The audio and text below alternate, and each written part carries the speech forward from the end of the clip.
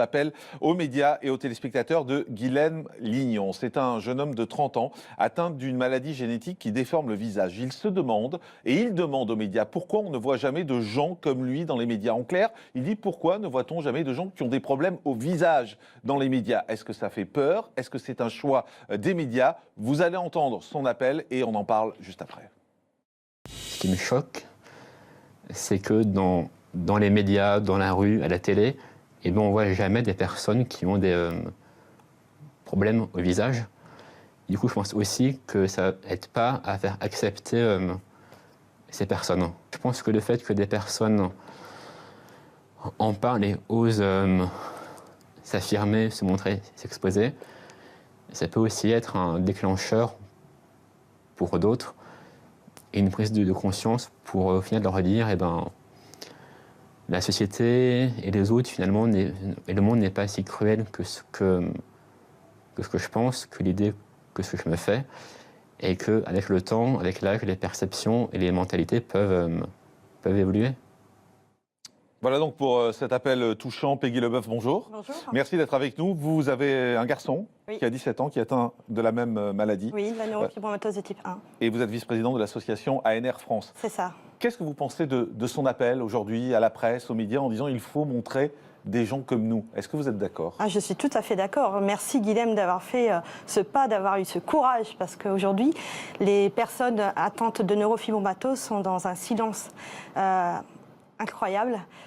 Il est temps de mettre en lumière les neurofibromatoses. Alors, on va dire un mot peut-être de la maladie pour Oui. bien comprendre. C'est une déformation du visage, ce sont des tumeurs qui poussent, c'est ça? Voilà, donc la neurofibromatose de type 1, la plus répandue des neurofibromatoses, implique des neurofibromes cutanés, sous-cutanés, plexiformes, comme celle de Guilhem, impose aussi des différentes difficultés, des scolioses, des pseudarthroses, des difficultés d'apprentissage et d'autres atteintes plus ou moins sévères. Et ça se soigne, ça s'opère? Il n'y a aucun traitement aujourd'hui qui existe. Ce sont des maladies génétiques rares orphelines.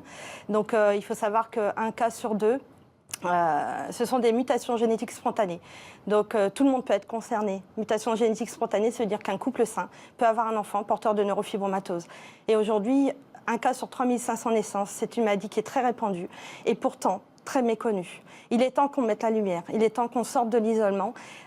Il faut vraiment retenir ce nom, neurofibromatose, parce que tout à chacun peut être concerné à un moment donné ou à un autre de sa vie par une neurofibromatose. Mais en fait, le problème que soulève Guilhem avec son témoignage, c'est la gêne finalement qu'il procure chez nous. Oui. C'est-à-dire que quand on le voit, et j'ai vu la réaction sur ce plateau, c'était pareil, les gens ont plutôt tendance à tourner la tête. Enfin, c'est pas du tout méchant ce que je dis, j'essaie de dire les choses franchement, c'est qu'on n'a pas très envie en fait de voir. C'est ça, on n'a pas envie de voir, on a envie de tourner la tête, de monter du doigt. Mais vous dites, il faut montrer. Et il faut montrer parce que derrière, c'est des formations. Derrière ces neurofibromes qui cachent des personnes, on a des êtres exceptionnels, pleins d'humour, avec un cœur gros comme ça. Et on ne peut pas. Moi, depuis 2002, je suis actif au niveau de l'association. J'ai rencontré beaucoup de personnes atteintes de neurofibromatose avec des déformations plus ou moins sévères. C'est vrai qu'au début, ça fait peur parce qu'on se dit « Waouh, qu'est-ce que c'est? Où va-t-on » Et en fin de compte, après, on apprend à connaître les gens. Et je pense qu'au-delà de l'apparence, il faut aller justement au-delà de l'apparence pour se rendre compte de la qualité des gens. Et c'est vrai que ces déformations-là n'aident pas nos malades. C'est compliqué. Ils souffrent en silence. Ils ont tendance à s'isoler, à ne pas vouloir sortir parce que justement, c'est dur de se montrer avec une déformation dans un monde où tout doit être normal, classique, sans rien d'apparent. Vous-même, vous avez un fils de 17 ans qui a cette maladie. Oui. Comment il va dans sa tête? Alors... Parce que quand on a 17 ans, on est jeune, on profite de la vie. Normalement, il sort, c'est quoi sa vie? Alors, il sort avec nous. C'est un jeune qui est plein d'espoir. C'est un jeune qui a envie de faire quelque chose de sa vie, qui a envie d'aller de l'avant. C'est quelqu'un qui relativise sa situation, qui se dit oh, « Maman, tu sais, moi j'ai de la chance parce qu'il y a des gens qui sont pires que moi, même avec ma maladie. » Et oui, parce que il faut apprendre à nos enfants à relativiser leur situation. Le regard des autres? Le regard des autres, ce qui n'est pas simple. Je pense à ma petite Lilou qui aujourd'hui est aveugle à cause de sa maladie, qui est en fauteuil. Mais Qui a la même maladie ? La même maladie, mais c'est un rayon de soleil. Elle est toujours en train de rigoler. Elle vous donne des leçons de vie. Et nos enfants, ce sont des guerriers. Nos malades, ce sont des guerriers. Parce que combattre une maladie qui est si imprévisible, si difficile à vivre, moi je dis qu'il faut être guerrier. Et c'est des guerriers.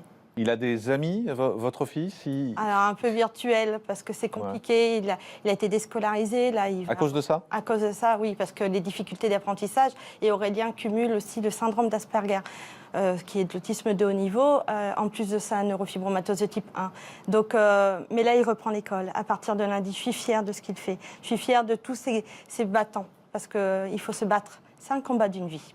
On sent qu'il y a une souffrance quand même quand vous en parlez. Oui. On sent que c'est dur pour vous aussi. C'est dur, mais ce combat, je le mène pour mon fils, mais pas que. Il y a tous ces malades, il y a tous ces enfants que l'on rencontre avec l'association. On organise tous les 2 ans un week-end qu'on appelle Ribambelle pour donner du répit à nos enfants et aux parents et aux fratries aussi, qui vivent parfois difficilement la maladie du frère ou de la sœur. Et je vous assure que c'est trop bon de pouvoir donner du sourire. On a envie de baisser les bras parfois, honnêtement. Parfois.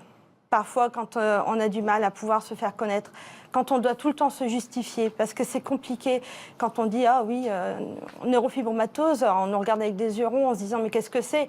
On doit tout le temps se justifier. Et c'est compliqué, parce qu'à force, ça nous ramène tout le temps à la réalité.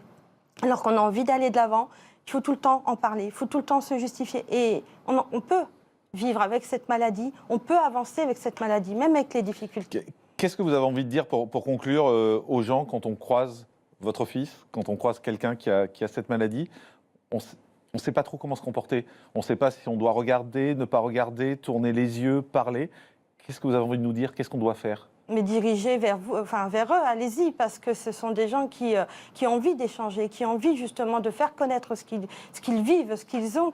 Et c'est important. Enfin, aujourd'hui, au niveau de l'association, nous menons ce combat, nous osons, on ose mettre de la lumière sur tout ça. On ose dire... Et montrer ses visages. Montrer ses visages.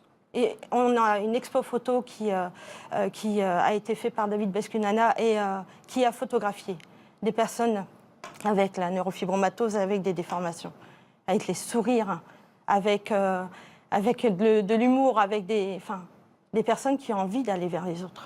Merci de vous battre, en tout cas. Merci Peggy Leboeuf d'avoir été avec nous. Et bon courage à vous et votre fils également. Je rappelle que vous êtes vice-présidente de l'association ANR France. Merci d'avoir